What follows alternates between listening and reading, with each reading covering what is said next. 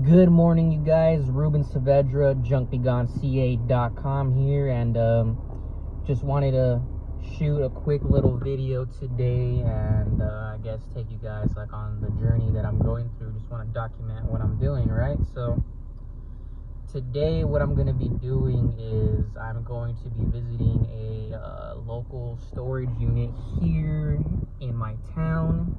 And what I'm going to do is I'm going to basically just introduce myself, ask them if they're currently using any junk removal services.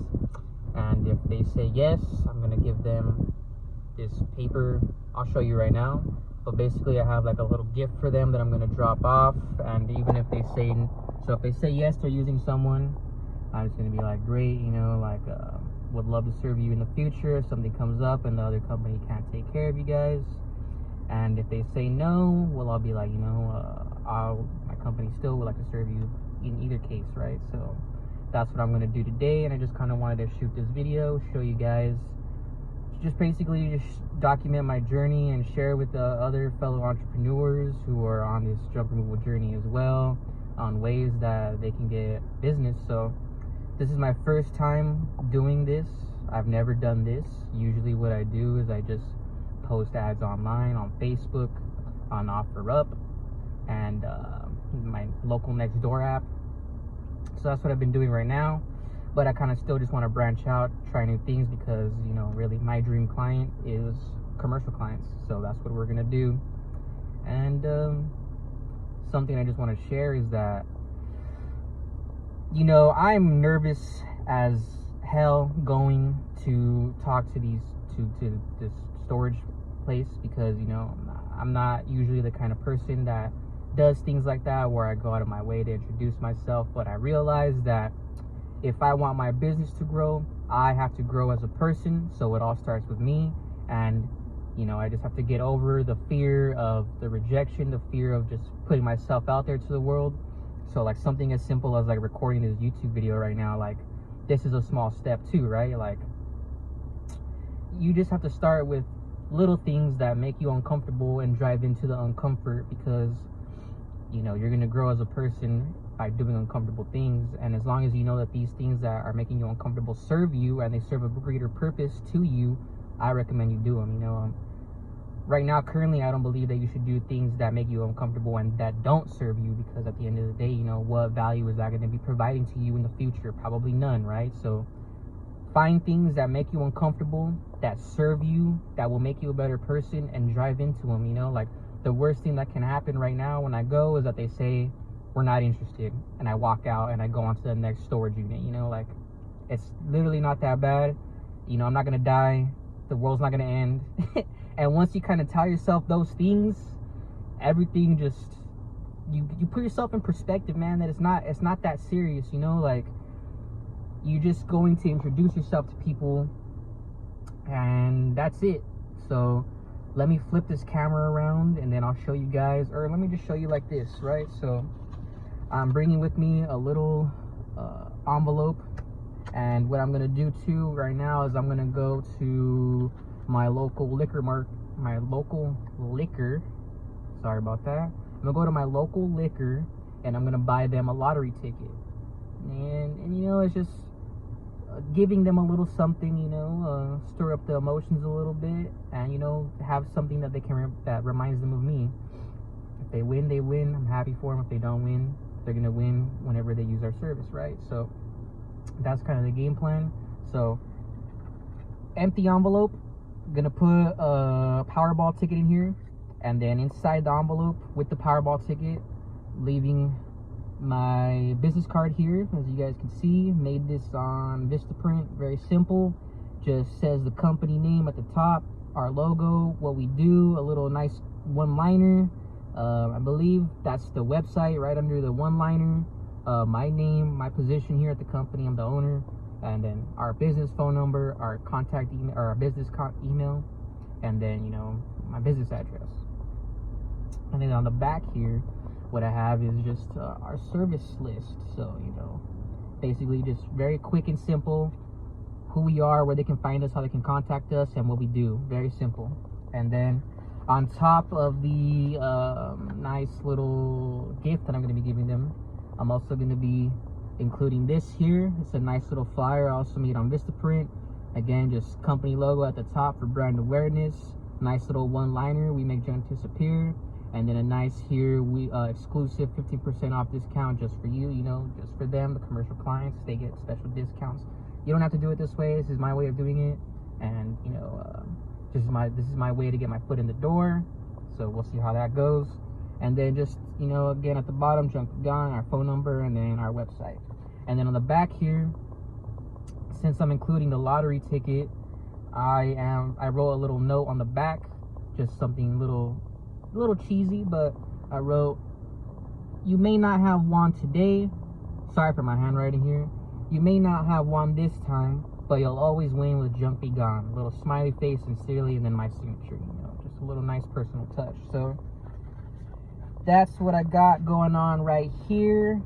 And like I said, guys, I am nervous, but is that gonna stop me? No.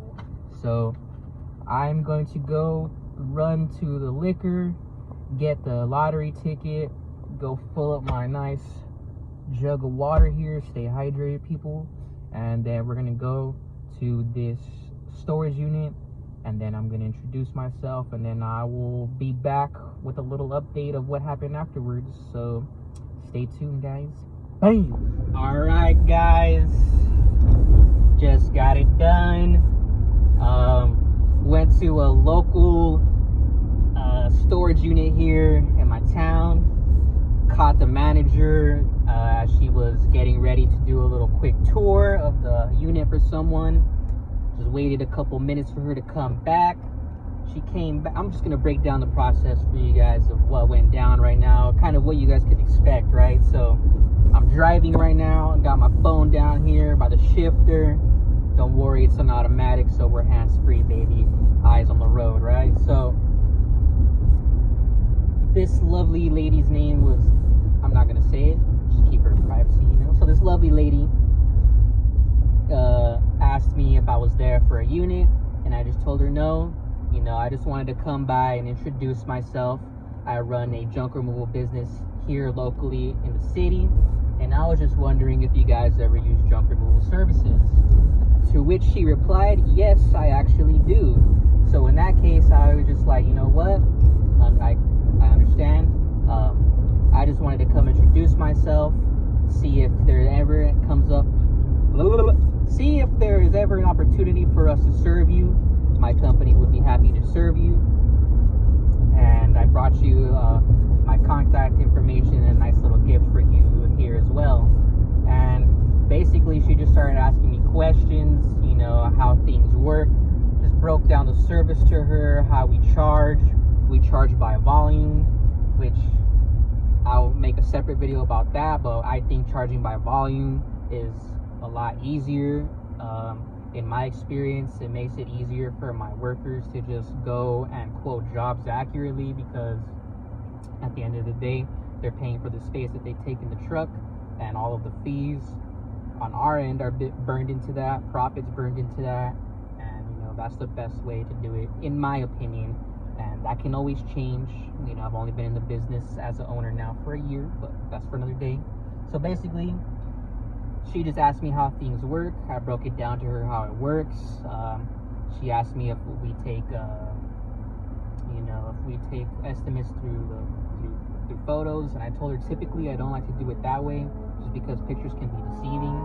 Then I just reassured her, you know, we're local, so if you ever need an on-site estimate, give us a call. Our estimates are completely free.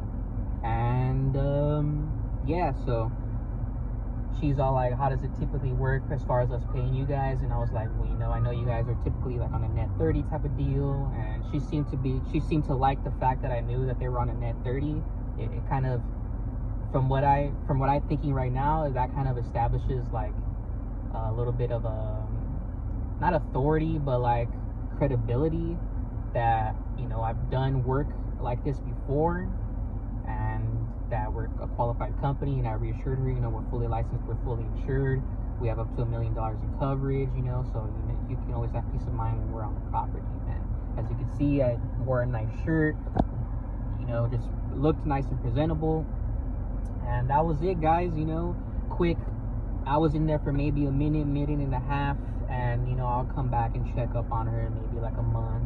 Maybe bring her like a nice like gift card from like Chick-fil-A, shout out Chick-fil-A, or you know, some nice local restaurant, something, you know, just be cool, man. Just introduce yourself, and